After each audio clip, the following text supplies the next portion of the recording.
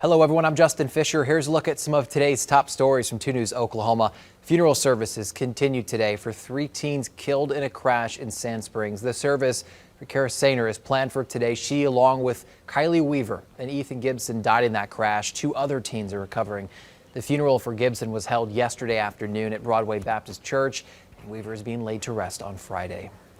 Happening today, Representative Justin Humphrey and attorney Don Knight plan to discuss new evidence in the case of death row inmate Richard Glossip. Glossip was sentenced to death for ordering the beating death of Oklahoma City motel owner Barry Van Treese. That was in 1997. Another man, Justin Sneed, admitted to robbing and beating Van Treese with a baseball bat, but said he did so only after Glossip promised to pay him $10,000.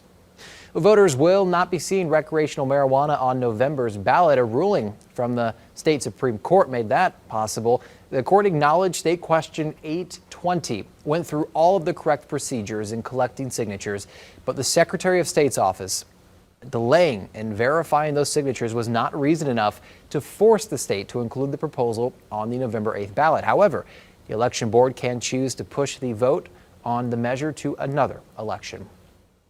All right, let's get over to meteorologist Emma Landeros for a look at that forecast. Hey, Emma.